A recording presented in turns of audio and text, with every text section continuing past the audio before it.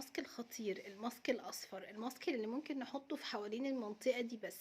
بجد الماسك ده من اقوى الماسكات اللي ممكن تفتح معاكي المكان ده. عندك مشكلة اسمرار حوالين الفم، عندك مشكلة خضار حوالين الفم، عندك مشكلة اسمرار في منطقة الشارب، يعني لسه بحط كده صباعي متبهدل اهو. عندك مشكلة بعد ازالة الشعر من الحاجات اللي بتضايق بنات كتيرة جدا جدا، مشكلة في المنطقة دي حوالين البق من الحتة دي. بصوا مشاكل كتير جدا بتنحصر في المكان ده. حتى لو عندك اي مشكلة اسمرار او تصبغات في بشرتك، لو في جسمك كمان ركب واكواع، الماسك ده خطير وهايل. تعالى اقول لكم الماسك ده عبارة عن ايه، مكونين اتنين بس، هتستخدميه ازاي وازاي كمان تقدري تشيليه وامتى تستخدميه، ويلا بينا نبدأ الحلقة. طبعا النتيجة مش عايزة اقولك، بجد تهبل، جميلة جدا جدا. هتحسي فرق في التفتيح قوي، هتحسي نفسك زي ما يكون حاطة فعلا كريم اساس، هتحسي نفسك كأنك حاطة بودر. حلوة قوي قوي. يلا عشان مطولش عليكم، بس الاول ما تجريش الفيديو لو سمحتي، وكمان حطي شير ولايك للفيديو ده، هيفيدك بجد، هيفيدك جدا. وما تنسيش كمان تصلي على رسول الله في كومنت. تروحي بقى عند العطار وهتجيبي منه ب5 جنيه ترمس مطحون، اتفقنا؟ هتجيبي الترمس هتاخدي منه معلقة بالظبط. تمام.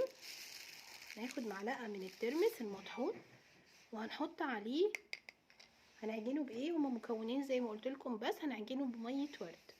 ميه الورد من الحاجات كمان الهايله جدا ومفيده جدا جدا للبشره. اهو. هتاخدي بقى الماسك ده وهتبداي تفرديه على الاماكن اللي عندك فيها مشكله التصبغات. هتفرديه لمده قد ايه؟ تفرديه لمده 25 دقيقه بالظبط لغايه ما ينشف تماما. انت هتلاحظي ان الترمس من الحاجات اللي بتنشف على البشره، بتبقى ناشفه جدا، عشان لما تيجي تشيليها ينزلك كل الجلد الميت.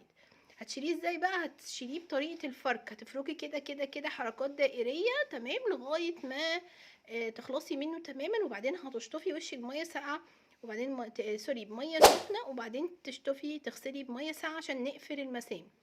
مهم جدا جدا جدا. انا بركز قوي على جدا في الماسك ده تحديدا، لان احنا الترمس من الحاجات اللي هي صعبه شويه على البشره، فلازم نرطب، لازم ترطبي.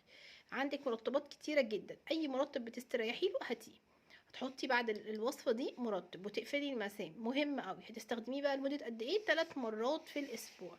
حقيقي من اكتر الماسكات جماله وحلاوه وكل حاجه حلوه بجد الماسك ده بيعملها. هيرطب معاكي، هو كده كده هو بيرطب البشره، بس احنا برضو لازم نرطب عشان هيتشال طبقه من الجلد الميت، فتح معاكي جدا، هيشيل بقى الخضار والحاجات دي كلها. يلا جربي الوصفه دي وخلي كل حبايبك يجربوها بالشير للفيديو. متنسيش تصلي على رسول الله في كومنت، وقولي بتابعيني منين، وعايزه كلمه حلوه في الكومنتات تحت، كلام ايجابي، لان فعلا بتعب في الوصفات جدا. يلا قولولي بتتابعوني منين، مستنياكم كلكم، واشوفكم في فيديو جديد وحلقه جديده، ومع السلامه.